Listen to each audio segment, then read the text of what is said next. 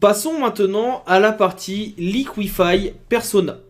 C'est le bouton qui est ici. C'est un bouton qui va vous permettre d'avoir accès à ce nouveau menu, qui va composer, ou plutôt être composé, de pas mal de petites choses. On va avoir des outils, que l'on va voir dans une vidéo juste après, disponibles sur la gauche.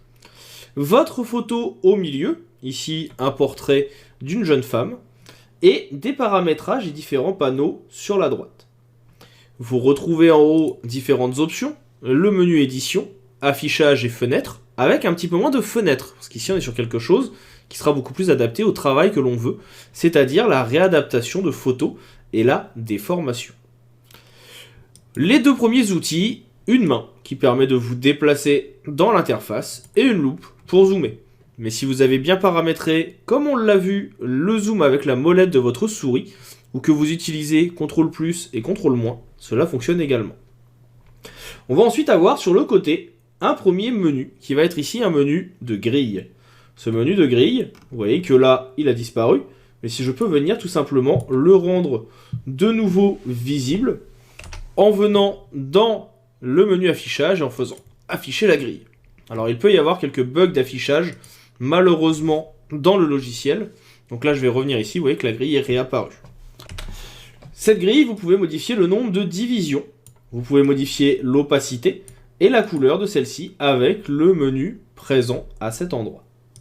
Enfin, vous avez ici la possibilité de reconstruire ou non la grille si vous l'avez déplacée. Le but, comme vous le verrez, va être de pouvoir faire des déplacements. Et ici, vous pouvez revenir à votre grille d'origine ou accentuer les effets mis en place. Nous, on va revenir ici à 0 et on va appliquer les changements.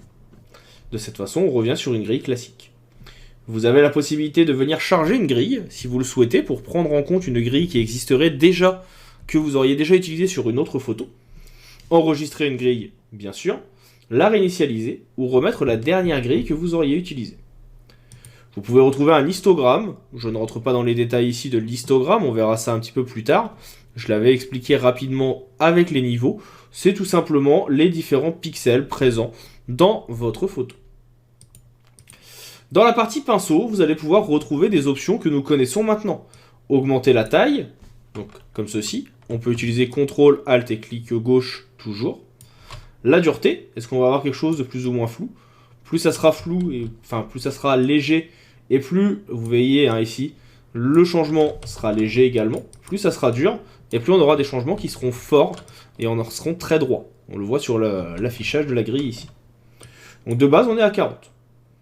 L'opacité, c'est votre changement doit-il être très très fluide, ou au contraire, doit-il être très très doux. Donc là, on va rester à 50 à peu près. C'est plutôt pas mal.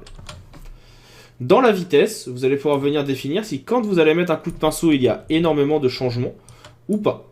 Si vous mettez une grande vitesse, vous voyez qu'il y a un changement plus important. En termes de couverture, ici, vous avez plusieurs choses. Gaussian, linéaire, sigmoïde, cosinus ou carré. Ça permet tout simplement de définir comment va être la déformation. Vous voyez que ici, la déformation ne sera pas la même. Là, ça rentre un petit peu vers l'intérieur. Là où tout à l'heure, on avait juste quelque chose qui ressemblait à une ligne. Si on prend cosinus, vous voyez que encore une fois, le type de changement n'est pas le même. Là, je vais réinitialiser la grille.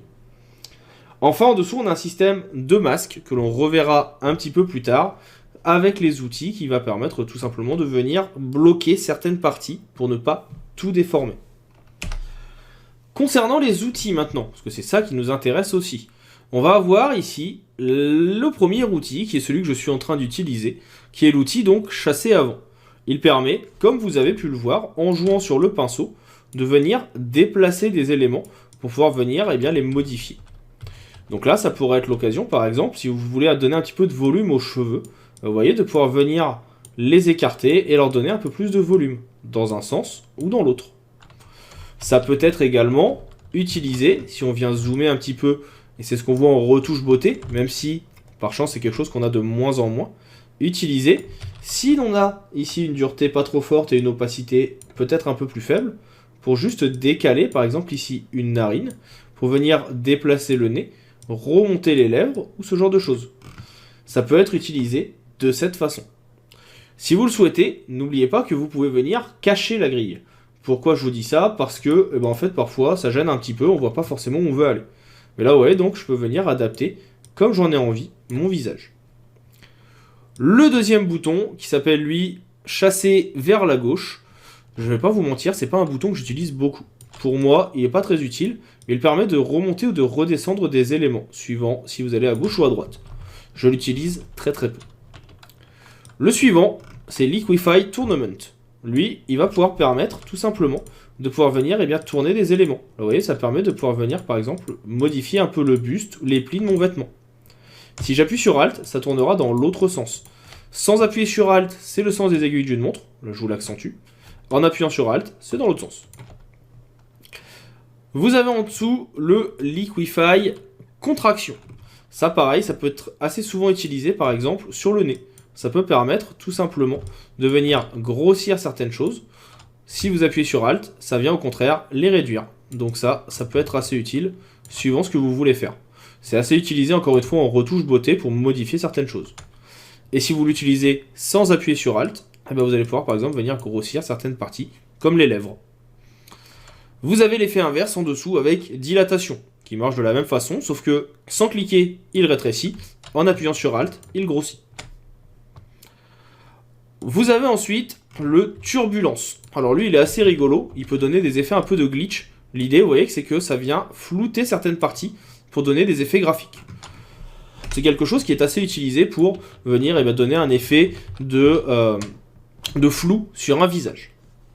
Enfin, le dernier que vous avez ici, je vous dis le dernier parce qu'après c'est pour vous aider surtout, c'est Cloner, c'est-à-dire qu'il va reprendre la grille, vous allez définir une zone, par exemple celle-ci, et il va venir cloner l'effet, mais autre part. Donc là, vous voyez que ça refait exactement le même type d'effet de grille que vous aviez mis en place.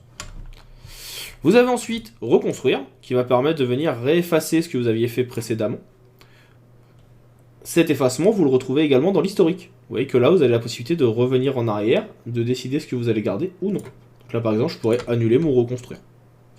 Donc là, ça permet de faire un petit avant-après. On va enlever la grille. Vous pouvez voir donc qu'on a un petit peu vraiment changé le nez, qu'on a changé quelques petites choses entre avant et après. Les deux derniers, ils vont aller de pair. Le premier, ça s'appelle figer. En fait, vous allez tout simplement lui dire, en venant peindre ici un masque, que vous connaissez si vous avez suivi la partie sur le détourage, que cette partie-là, en fait, vous voulez la bloquer. Et si maintenant, vous prenez votre outil de déplacement, et bien en fait, rien ne se déplacera dans la zone qui est figée. Ça permet de pouvoir bloquer certaines parties lorsqu'on fait de la retouche de visage, par exemple, ou par exemple pour déplacer ici une main. Vous voyez, je suis venu déplacer légèrement la main, je suis venu déplacer légèrement le visage, mais le fond n'est pas impacté. Le dégel, qui est juste en dessous représenté par une flamme, permet lui d'enlever votre pinceau, votre petit masque qui a été mis en place. Donc ça, ce sont les différentes options qui peuvent être utiles dans le Liquify Persona. Je vous invite à les tester. Vous pouvez les tester aussi bien sur un portrait que pourquoi pas sur le petit chien qui est ici. Là, je vais venir par exemple en profiter pour venir peut-être resserrer un petit peu le corps du chien. Je peux venir peut-être utiliser la dilatation pour faire ressortir un petit peu le dessus du visage, pour lui donner un petit peu plus d'effet de profondeur. On peut en profiter et zoomer peut-être également pour venir, hop, ici, tout simplement faire ressortir un petit peu les yeux, d'un côté comme de l'autre. En général, les gros yeux, c'est plutôt apprécié, ça donne l'impression d'avoir un effet un peu plus kawaii, un peu plus mignon. Donc ça peut être l'occasion de l'utiliser. Pour vous montrer, on a bien le avant-après, vous voyez que tout de suite, ça ne change pas tout, mais ça permet de changer un petit peu la morphologie du chien.